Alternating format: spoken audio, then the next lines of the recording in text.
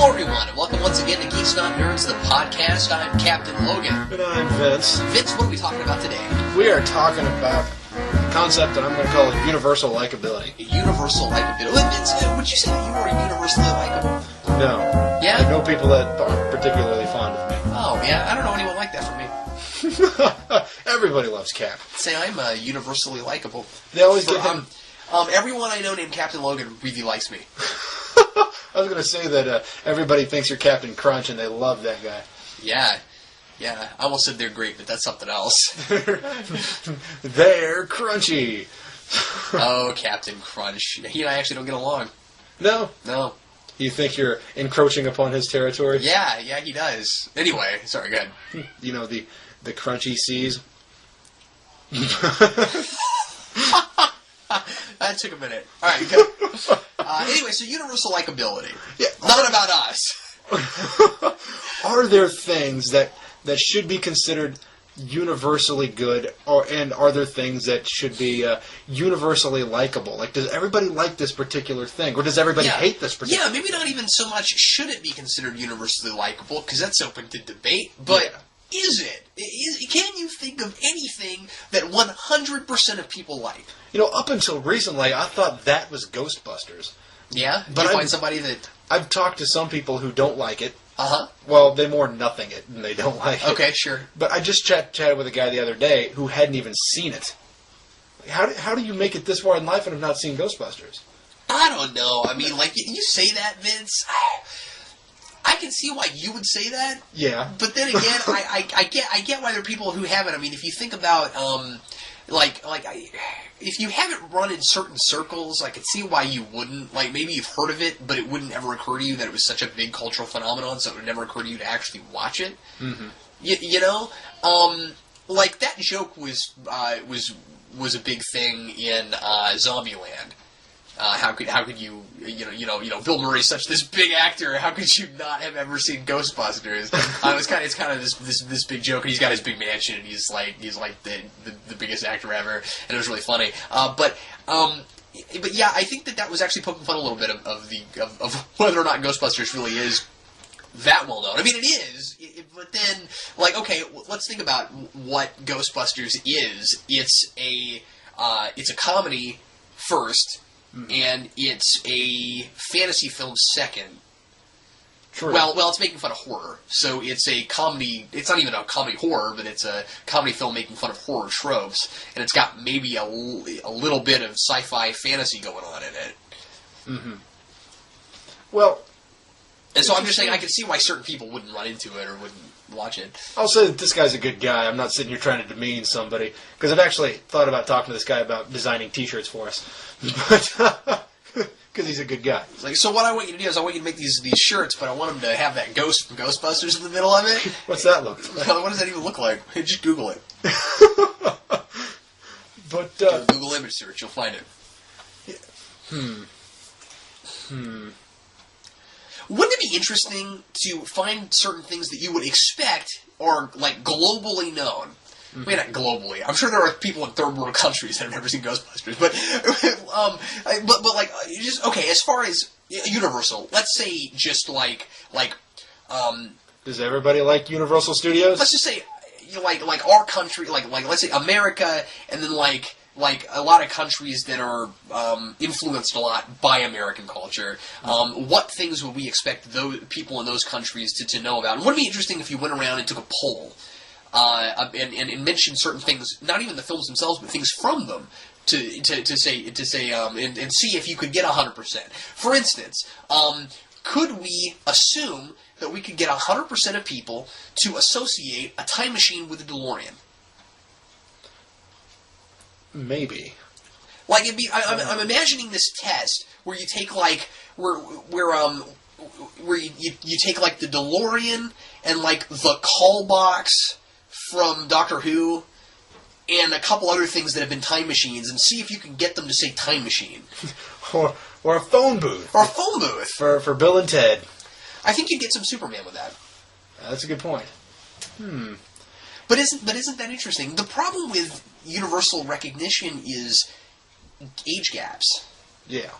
I think there are certain things that are universally recognizable. I mean, you show them Superman, they're going to know who it is. You show them Mickey Mouse and Mario, they're going to know who it is. Yeah. Yeah, and Mario. I don't know, Vince. I know we did that whole video several months ago about whether or not Mickey Mouse was more recognizable or was more or less recognizable now than Mario. But we were talking mostly about like the current generation of children. If you went all ages, I don't know if everybody would know Mario. Really? You would kind of expect so, but think about our age in the circles that we're in and stuff like that. Like, would you really expect every 60-year-old man to know Mario if you showed it to him? That's a good point. I don't know if you could do that. I don't know if you could make that assumption. I mean, everybody would know Superman and Mickey Mouse, because those guys have been around forever, and they're still in the public consciousness. I would be really surprised if you showed any 60-year-old man Mickey Mouse and he didn't know. I'm sure. And it's certainly Superman. I don't see how, because, and of course, Superman's been around a lot longer and has been associated with as a symbol of America. So you don't have to know anything about superheroes to know what Superman is. And Mickey Mouse is kind of that way too. You know what I mean? Like that's almost an American symbol in some ways. Not like Superman, but like kind of a symbol of our entertainment history. You know, there are certainly things that are globally that are universally recognizable that aren't necessarily entertainment things like we're talking about. Like, I don't think you could show anybody Santa Claus and they didn't know what you were looking at. Or is there anybody out there who doesn't like Santa Claus? Well, there are a lot of people out there who don't like Christmas. So right, therefore, sure. Why would they like Santa Claus? Yeah, and there's religious things and all kinds of stuff there. But but just recognizability. Everybody's going to know what Santa Claus is. I think it boils down to it's not so much. I don't think that everybody can like a particular thing. I think there's going to be people who are out there who hate it. Now, I think there are things that people should consider good. Yeah, I do. Okay. I think there are things out there that people should consider bad. Yeah. Okay. I can see where you're coming from. Like, you wouldn't sit down and say, "I really like this movie because it's good." Now, you might like it because it's good, but you might also recognize that it's good and then not care for it. Yeah. What you're talking about is the difference between whether or not something is critically good and taste issues. There are things that are excellent works of fiction that I'm just not interested in. That don't do it for me, or they're too depressing, or they have themes that I don't care for, or they're set in particular places. Okay. Let's do this, Vince. This will be fun. This will take up time. No, I'm kidding. We have plenty to say. Let's do this. Let's go back and forth for just a minute and mention things in movies that immediately turn us off. Stuff that we just don't really care too much about when we see them, even if it's a good movie. I'll start. Army stuff. Really? Yeah, turns me off. You like movies about the army, or the inclusion of armies? Even sometimes American military. And not that I'm anti-military necessarily or anything like that. This has nothing to do with political stuff. A lot of it is I just don't like looking at it. It's so bland. A lot of it is visual. Yeah. Like fatigues and stuff. Maybe it's so easily part of what we expect to see on screen that it's become bland. Because to me, it's not bland at all. I mean, I can't watch MASH. Huh? Because it's nothing but dark greens and grays. Oh, it's hard to look at. There's no color palette. There's no color palette.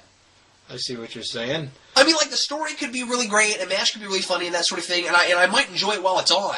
I'm not saying that I'm just going to immediately hate something because it has that in it, of course. I'm not going to be like that. Oh, yeah. But I might choose not to put it in my player myself because it's got army stuff in it. I know it's funny.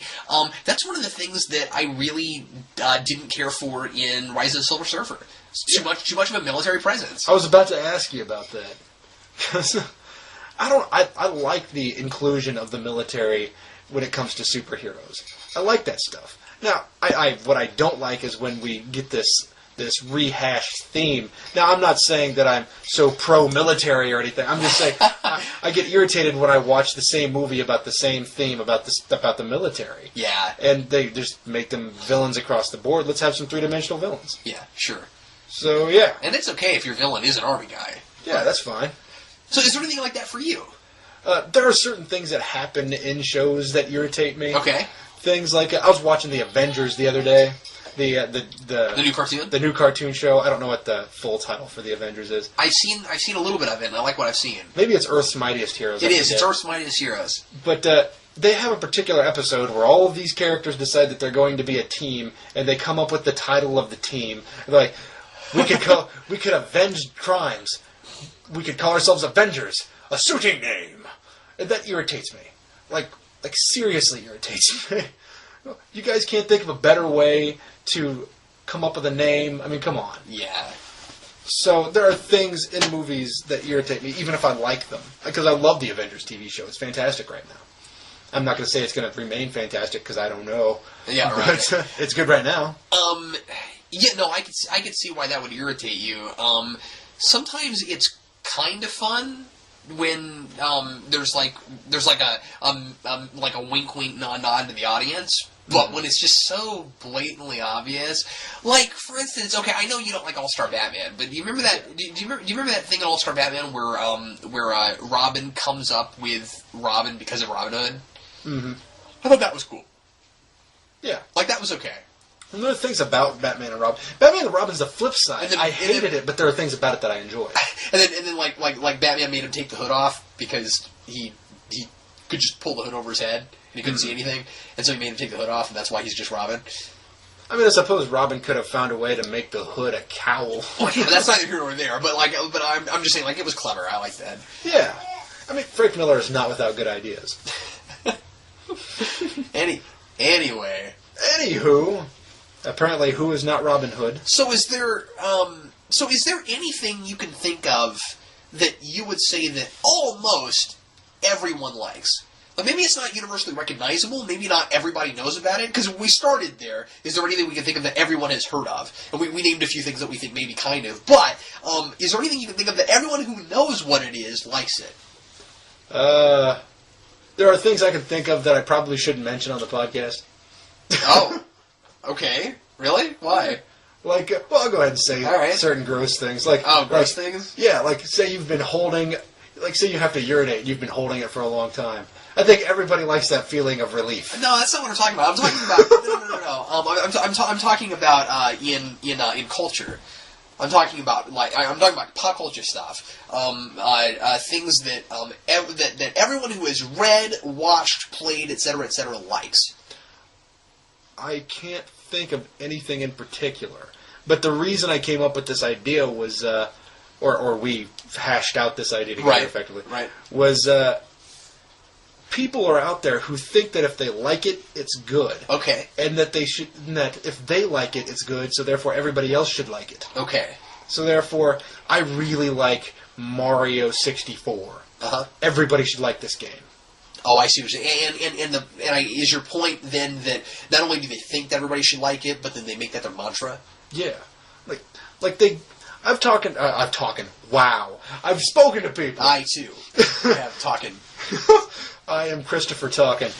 But I've spoken with people who get really high and mighty and angry if you don't like what they like. Yeah. And I don't see what goes on in their heads. Well, I suppose I do see, but I personally don't have the capacity, and I don't understand the capacity for why you wouldn't step back and say, it's a taste issue, I get it. It seems unfair. It seems like it's not objective enough. Mm-hmm. I really think that I think it's really important that you know the difference between a taste issue and whether or not whether or not something has problems. You know what I mean? Things are going to be subjective. A lot of things are okay. If you're talking about something in narrative that's just generally accepted by the people who do it to be a bad idea, then that is a critical thing when you say it shouldn't do this. You know what I mean? Sometimes pacing can be objective, and sometimes it can be subjective. This is too slow paced. That's a subjective thing to say. This speeds up in places, it slows down in places, it doesn't feel coherent enough. That could be more of an objective thing to say, or it still might be a little bit subjective. It could be your opinion. But my point is there is a big difference between this goes against modern conventions and I didn't like it. Mm-hmm. I mean, I suppose, and maybe I'm using a poor example, but I'm going to say it anyway. I mean, it's like a fart joke. You know, is it within your taste palette? We'll call it. No. To like a fart joke. Say somebody makes it in the show, and they made a whole bunch of them in the pilot to Superhero Squad. Yeah. And I didn't care for it, so therefore I haven't seen any others. Right. Or any subsequent episodes. But see, my point here is there are people who do like it. I was talking to a couple of my friends who enjoyed it, and I said, "Really, you like this?" And I'll admit a little bit of judgment was going on. Yeah. Yeah, my first reaction is, how? How could you like that? And I suppose at that point we're really not talking about story. What we're really talking about is what we consider to be funny. Do you think that's funny? We had a whole podcast on what we think is funny. Yeah, I think we called it Pretentious to Podcast It. Yeah, we did. But we talked about that, and one of the things we both said was we like things that are clever. Mm-hmm. Some people, there are just certain like natural things that happen that are just funny to them and they can't explain why. Is that bad? No, but not necessarily. However, so subjective versus objective. I don't think you should like that because it's not clever. Subjective. It's not clever. Objective. You see what I'm saying? If I tell you your fart joke is not clever, that's an objective thing to say. Yeah. Who's going to say, in what situation is that going to be clever? Okay. Who's going to say that's clever? But if I say that's absolutely terrible and I don't like it, that's a subjective thing to say. Yeah. And that's the thing. I just think I'm gonna go out and say I think that a lot of people don't understand the difference between those two things. Yeah. And people will criticize things based not on form and based not on how things are crafted, but based solely on whether or not they like it and whether or not they think other people should like it. And you have to have an explanation. This is all about critical thinking skills, okay? You have to have an explanation as to why you like something and why you don't, and that's what makes it objective. I don't care for... and you know, I've gotten comments about this. People have complained about me saying this before. I don't care for anime. Yeah. Generally speaking, it's not my favorite thing. People know this about me. It's not a big deal. I'm not going to say that anime is this awful thing that nobody should like. Yeah. I'm going to say why I don't like it. And I've talked about it before. I'm not going to go into it now, but it's not something I generally care for, and I have looked for the kind that I like. So that's the thing. You know, interesting. A little side note here. Yeah. My brother is in an anime club. Right. And I'm also, I also say I don't like anime. And but you can point to some of the ones that you like, and you can point to things about it that you do like every so often. Yeah. And I was talking to some of these people in my brother's anime club, and I said I don't really like anime because they were trying to talk to me about it. And what do I know about it? Because they're talking about new series that came out. I'm like, I haven't seen them, so I don't know what you're talking about. Yeah. But they said, well, do you like anime? I said, no. They said, have you seen any anime? So I rattled off a list of anime. They said, wow, you've seen a lot of anime. And I said, apparently I have. And they said, did you like any of it? And I said, well, I like all of this stuff. And they say to me, with that list, you qualify as an anime fan. And I said, that bothers me a little bit. Oh, interesting. Now, so maybe I shouldn't say that I don't like anime. Maybe what I should say is I like very particular types of anime. Uh-huh. So...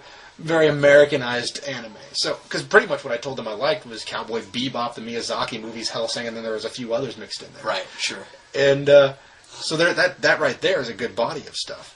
But I will generally say anime is bad because I don't like it. Now, that's not fair. But that's just easier when you're in a conversation with somebody who's going to judge you for not liking a lot of the stuff they like, because you know that's a slippery slope of a conversation, and there's hours worth of complaint. Let's for a second mention some things that we love that we couldn't imagine other people not liking, but there are people who don't. Mm. Have you ever met a person who says, I don't like Batman? No. Actually. I have. Really? Yes, I have. And the person I talked to who didn't like Batman didn't like him because he's a rich guy, and because he whines about his parents' death.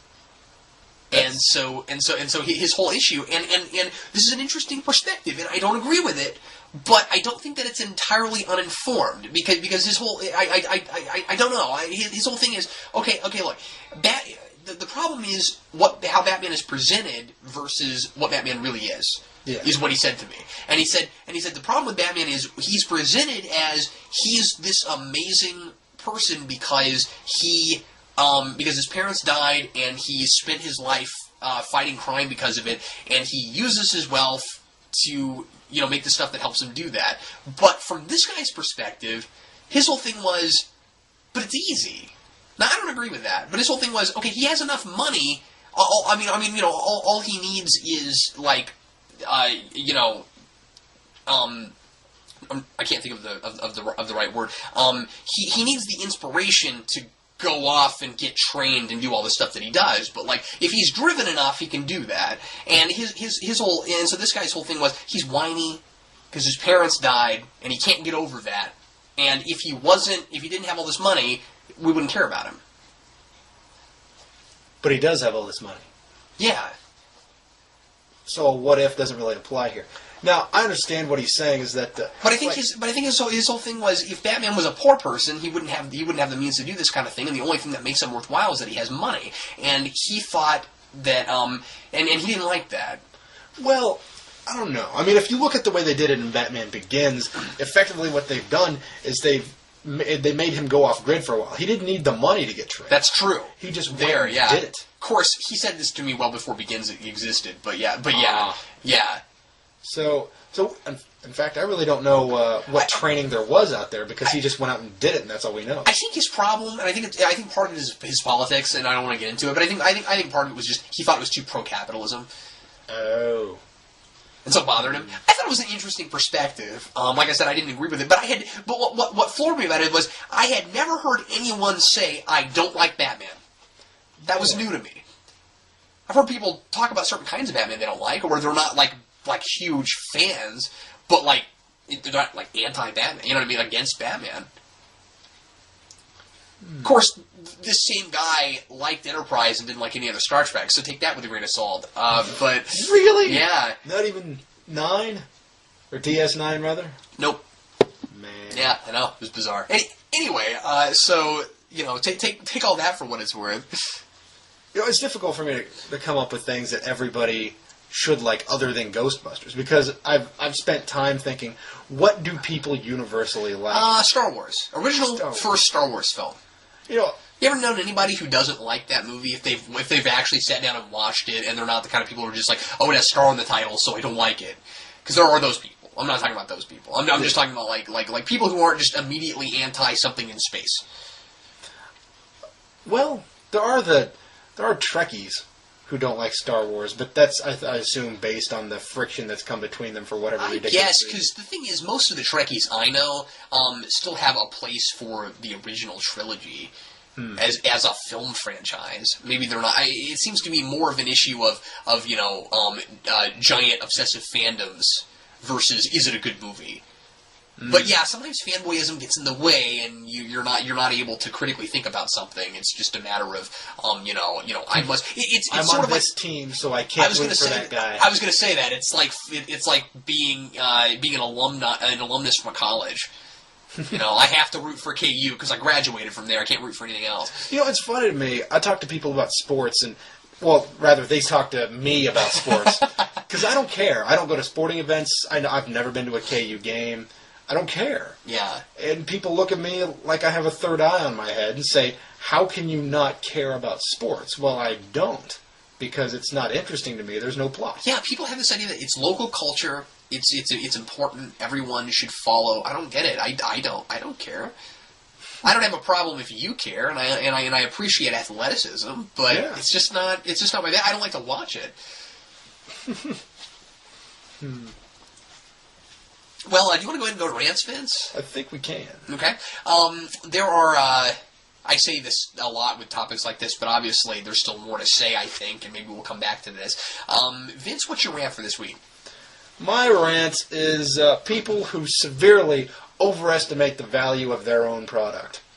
And like, I'll walk into a store and I'll see something sitting there that's a novelty book, and it's $20. Like, really? $20 for that?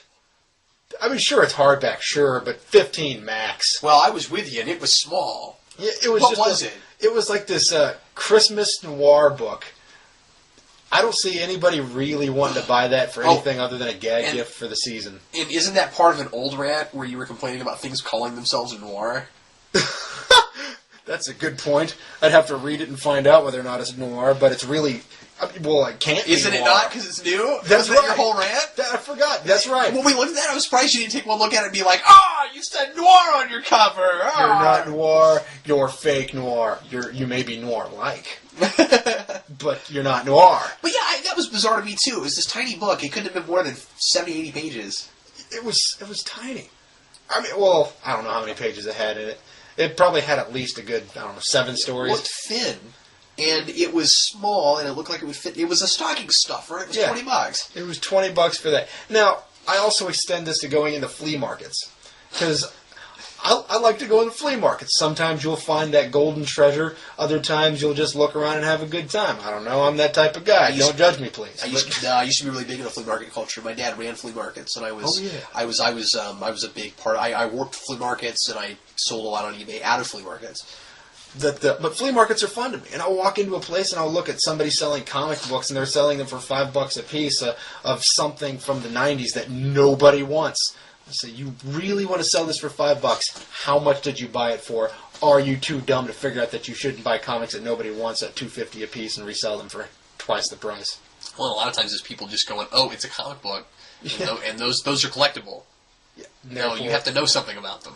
And you can't sell it for anything less than what you bought it for. And the people that you bought it from were severely overestimating the value, probably. A few years back, I saw somebody trying to sell Superman 75 for like $20. That was the death of issue.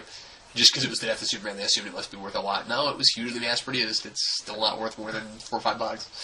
It's ridiculous to me.